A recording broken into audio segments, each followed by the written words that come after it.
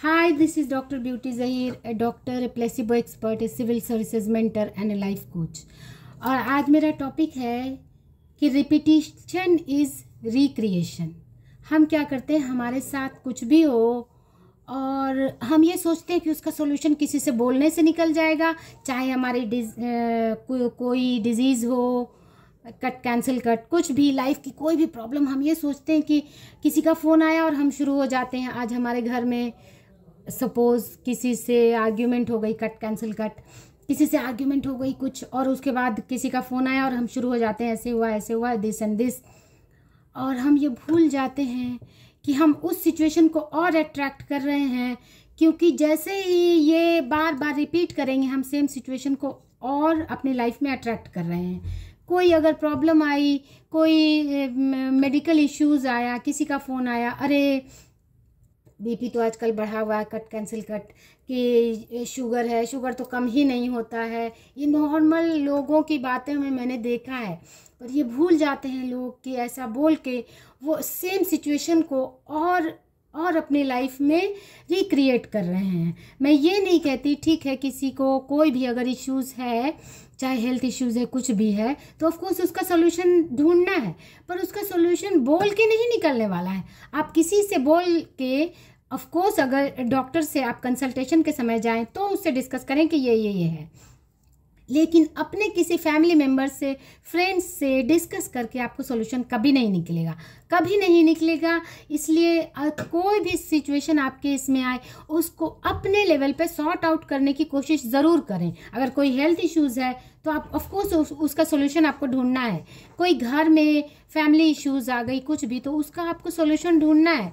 हम क्या सोचते हैं कि किसी से डिस्कस करके वो उसका सॉल्यूशन कोई दूसरा ढूंढ लेगा। कोई दूसरा सॉल्यूशन नहीं ढूंढेगा। You are the creator. आपकी हर प्रॉब्लम का सॉल्यूशन आपके पास है, क्योंकि यूनिवर्स, जिसे आप कोई भी नाम दें, वो आपके साथ है। तो फिर कोई क्या कर लेगा, किसी से बोलकर आप क्या कर लेंगे।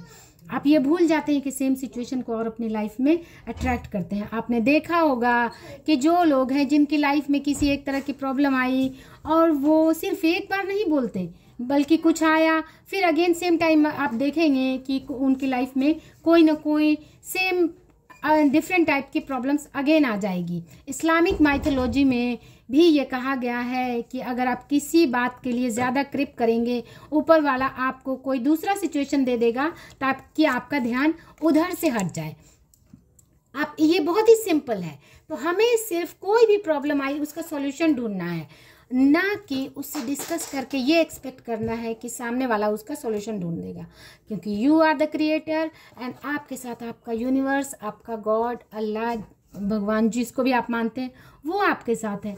कोई कुछ भी नहीं कर सकता। इसलिए कोई भी प्रॉब्लम तो मैं बोलती ही नहीं, कोई भी चैलेंजेस अगर आप अपनी लाइफ में फेस करते हैं, उसको अपने लेवल पे सॉर्ट आउट करने की कोशिश करें और उसमें भी उसकी सॉल्यूशन पे फोकस करें। ये नहीं कि ये ऐसा क्यों हो गया, उसके रीज़न पे भी ना जाएं, बल्कि इन सारी सिचुएशन में आप अपने आप को ये सोचें कि अब इस सिचुएशन में मैं खुश कैसे रह सकती हूँ। एक रियल लाइफ स्टोरी है कि कोई एक नाविक थे जो समुंदर में कोई रेस हो रही थी, मीन्स नौका रेस हो रही थी। उसमें वो तूफान आया और फंस गए। तो वो 76 डेज समंदर में फंसे रहे। तूफान आया, फिर से वो किसी तरह से बचे, और उस बीच जहाज़ आया और जहाज़ ने भी एक बार आया, नहीं देखा। अगर वो ये सोचते रहते कि मैं क्यों फंस गया हूँ, मैं यहाँ हूँ, उन्होंने कई एफर्ट, 76 डेज तक यही एफर्ट लगाया कि मुझे सी शोर पे कैसे जाना है। अगर वो ये सोचते रहते कि मैं समंदर में हूँ, यहाँ कैसे हूँ, यहाँ क्या करूँ, कैसे आ गए, यही सोचते रहते, तो वो शायद नहीं बाहर निकल पाते। उनके माइंड में एक ही पिक्चर चल रही थी। ऑफ कोर्स ये सब बहुत ही इंस्पिरेशनल स्टोरीज है, जो एक अलग तरह की स्टोरी है, बट लेसन तो हम ले सकते हैं एटलीस्ट। और 76 डेज के बाद वो सी शोर पर आए। उन्हें किसी जहाज़ ने अल्टीमेटली देखा और वो बाहर निकलने में कामयाब हुए। लेकिन उस दौरान जब मैंने उनकी स्टोरी देखी, तब मुझे समझ में आया कि कितनी स्ट्रगल उन्होंने की। और उनका ये फोकस इसी बात पर था कि कैसे मैं यहाँ से निकलूँ, ना कि ये कि मैं यहाँ कैसे हूँ, क्या करूँ, कौन आ गए, कौन छोड़ गया, कैसे मैं यहाँ फंसा हूँ। उन्होंने सॉल्यूशन पे फोकस किया और अल्टीमेटली सॉल्यूशन निकला। इसलिए हमारा फोकस सिर्फ और सिर्फ सॉल्यूशन पे होना चाहिए, और हम किसी से भी रिक्रिएट करके अपनी बातों को 10 जगह तक पहुंचा करके, कभी पहले मैं भी ऐसे किया करती थी, और मैं ये सोचती थी कि किसी और से अपनी प्रॉब्लम अगर मैंने डिस्कस की, अपनी चैलेंजेस, तो कोई शायद मुझे उसका सॉल्यूशन बता देगा। कोई नहीं बताता, कोई नहीं। यू आर द क्रिएटर, और आपके साथ ऊपर वाला है, और वही सॉल्यूशन इतनी इजीली निकाल देता है कि आपको पता भी नहीं चलता। बस आपको कोई भी चैलेंज फेस करें, कोई भी कॉन्ट्रास्ट अपनी लाइफ में, उसको सोचें कि ये इससे कैसे बाहर निकलना है, और इस सिचुएशन में रहते हुए भी मुझे हैप्पीनेस के स्टेट को कैसे मेंटेन रखना है।